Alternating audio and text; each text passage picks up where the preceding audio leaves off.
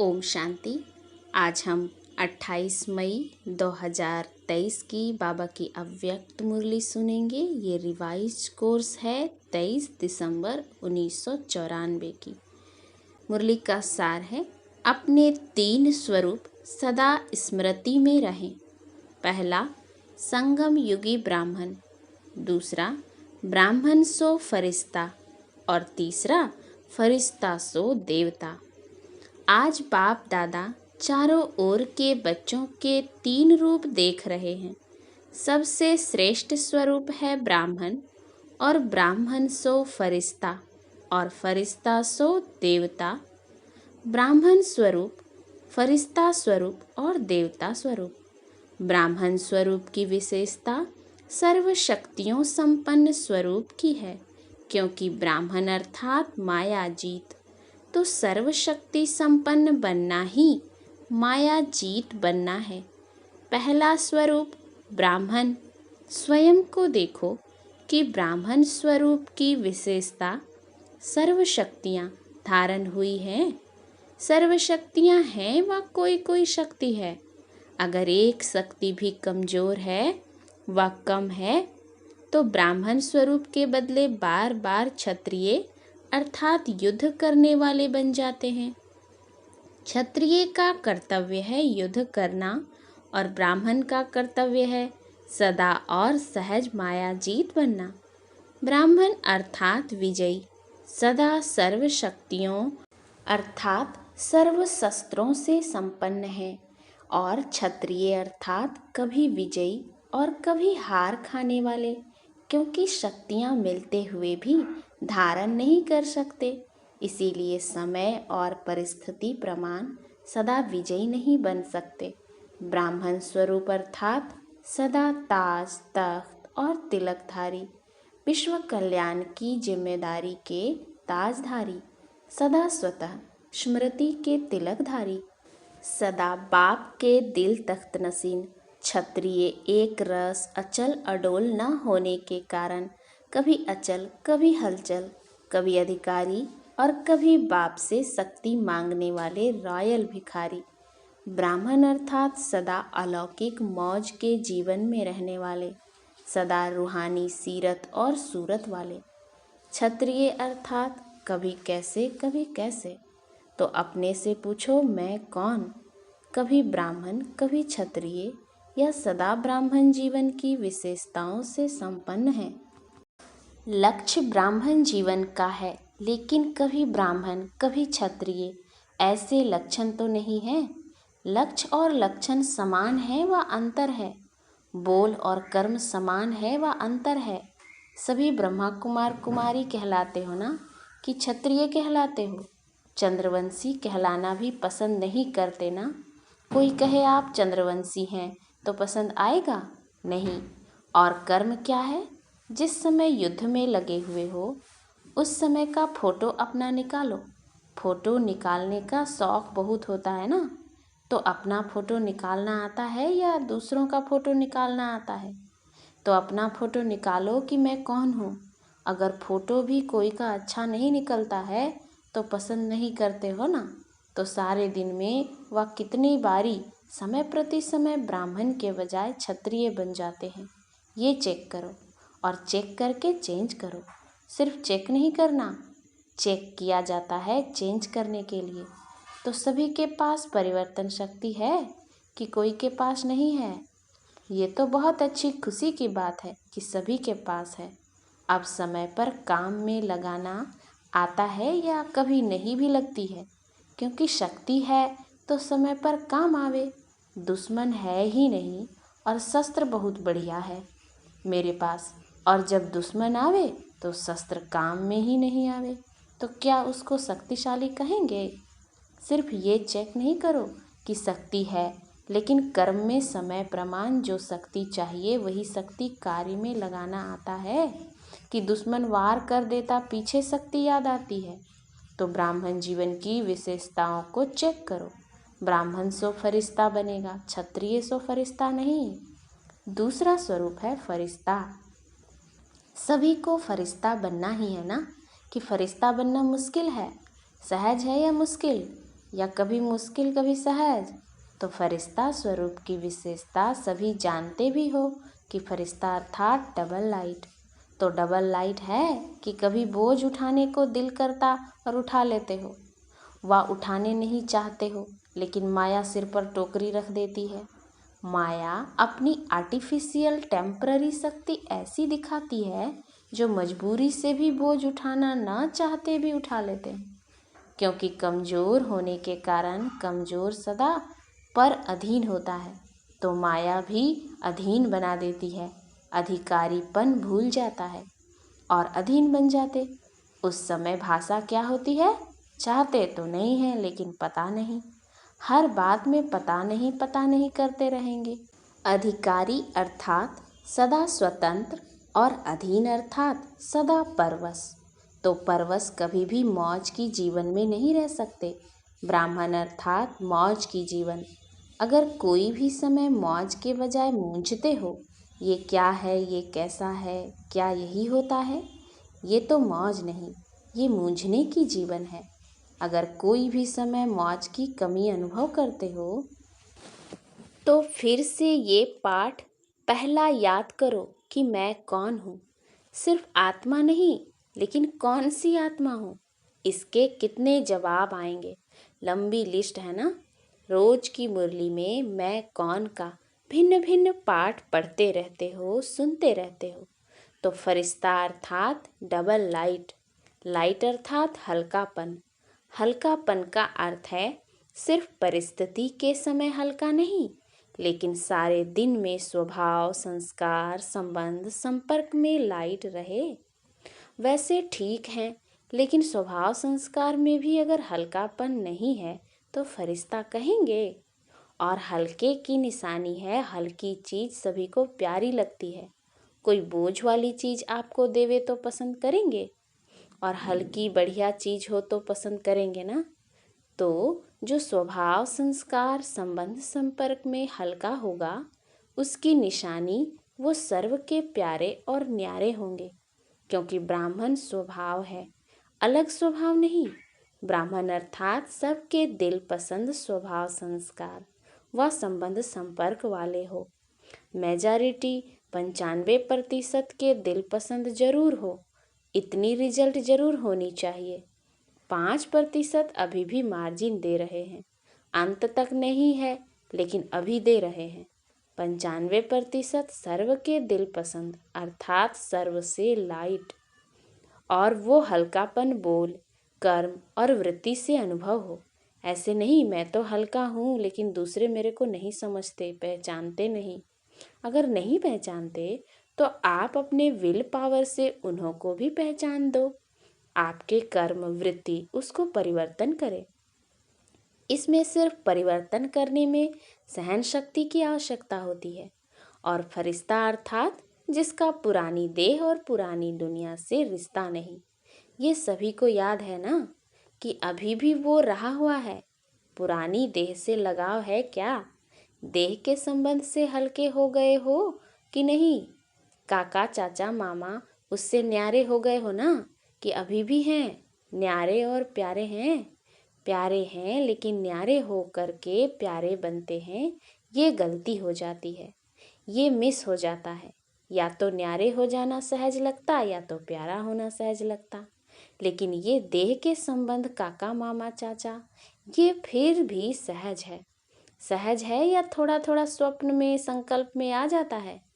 जब ब्राह्मण परिवार में कोई परिस्थिति आती है तो चाचा, काका, मामा याद आते हैं।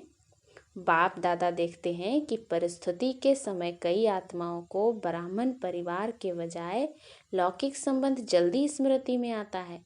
परिस्थिति किनारे के बजाय सहारा अनुभव कराती है। जब मरजीवा बन गए तो अगले जन्म के संबंधी काका, चाचा, माँ बाप याद हैं क्या? स्वप्न में भी आते हैं क्या? तो संबंध, जन्म बदल गया ना। तो फरिश्ता अर्थात पुराने से रिश्ता नहीं, यही परिभाषा बोलते हो ना। फिर समय पर कहाँ से निकल आते हैं? टूटा हुआ रिश्ता जुड़ जाता है, मरे हुए से जिंदा हो जाते हो। फरिश्ता अर्थात पुराने से रिश्ता नहीं, सब नया, बाप दादा ने देखा कि फरिश्ता बनने में जो रुकावट होती है उसका कारण एक पहली सीढ़ी है देह भान को छोड़ना। दूसरी सीढ़ी जो और सूक्ष्म है वो है देह अभिमान को छोड़ना। देह भान और देह अभिमान, देह भान फिर भी कॉमन चीज है, लेकिन जितने ज्ञानी तु आत्मा योगी तु आत्मा बनते हैं उतना देहाभिमान रुकावट डालता है। और अभिमान अनेक प्रकार का आता है, अपने बुद्धि का अभिमान, अपने श्रेष्ठ संस्कार का अभिमान, अपने अच्छे स्वभाव का अभिमान, अपनी विशेषताओं का अभिमान, अपनी कोई विशेष कला का अभिमान, अपनी सेवा की सफलता का अभिमान। ये सूक्ष्म अभिमान देह भान से भी बहुत महीन है। अभिमान का दरवाजा तो जानते हो ना, मैंपन, मेरापन, ये है अभिमान के दरवाजे। तो फरिश्ता का अर्थ ये नहीं कि सिर्फ देह भान व देह के आकर्षण से परे होना व देह के स्थूल संबंध से परे होना, लेकिन फरिश्ता अर्थात देह के सूक्ष्म अभिमान के संबंध से भी न्यारे होना। और अभिमान की निशानी, जहाँ अभिमान होता है वहाँ अपमान भी जल्दी फील होता है। जहाँ अभिमान होता है वहाँ अपमान की फीलिंग बहुत जल्दी होती है, क्योंकि मैं और मेरे के दरवाजे खुले हुए होते हैं।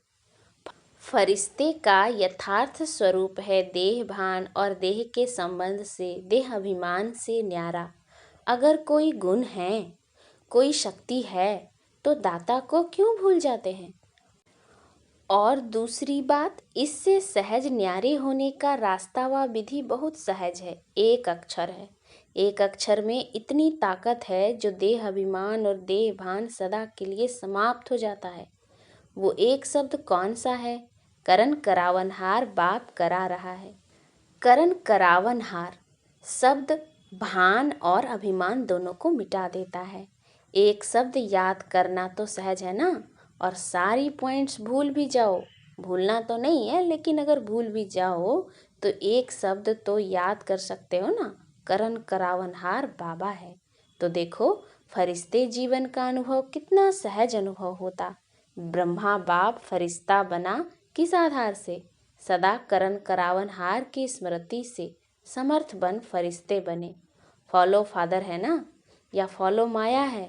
कभी माया भी मदर फादर बन जाती है, बड़ी अच्छी पालना और प्राप्ति कराती है, लेकिन वो सब है धोखे की प्राप्ति। पहले प्राप्ति फिर धोखा। परखने की शक्ति तो है ना, माया है या बाप है, इसको समय पर परखना है। धोखा खाकर परखना यह कोई समझदारी नहीं हुई। धोखा खाकर तो सब समझ जाते हैं, लेकिन ज्ञानी तो आत्मा पहले यह परख कर स्वयं को बचा लेता है। तो समझा फरिश्ते किसको कहते हैं? तीसरा है फरिश्ता सो देवता। अभी देवता बनना है या भविष्य में बनेंगे? देवता अर्थात सर्व गुणों से सजे सजाए। ये दिव्य गुण संगम के देवता जीवन के श्रृंगार हैं। इस समय दिव्य गुणों से सजे सजाए होते हो, तभी भविष्य में स्थूल श्रृंगार से सजे सजाए रहते हो। तो देवता अर्थात दिव्य गुणों से सजे सजाए। और दूसरा देवता अर्थात देने वाला, लेवता नहीं लेकिन देवता। तो मास्टर दाता हो व कभी लेवता कभी देवता। चेक करो कि दिव्य गुणों का श्रृंगार सदा रहता है व कभी कोई श्रृंगार भूल जाता है। कभी कोई श्रृंगार भूल जाता है। संपूर्ण सर्वगुण संपन्न, यही देवता जीवन की निशानी है। ये गुण ही गहने हैं। तो देखो कि ब्राह्मण स्वरूप की सर्व शक्तियाँ, फरिश्ते स्वरूप की डबल लाइट स्थिति और देवता स्वरूप की दातापन की निशानी और दिव्य गुणों संपन्न बने हैं। तीनों स्वरूप अनुभव करते हो।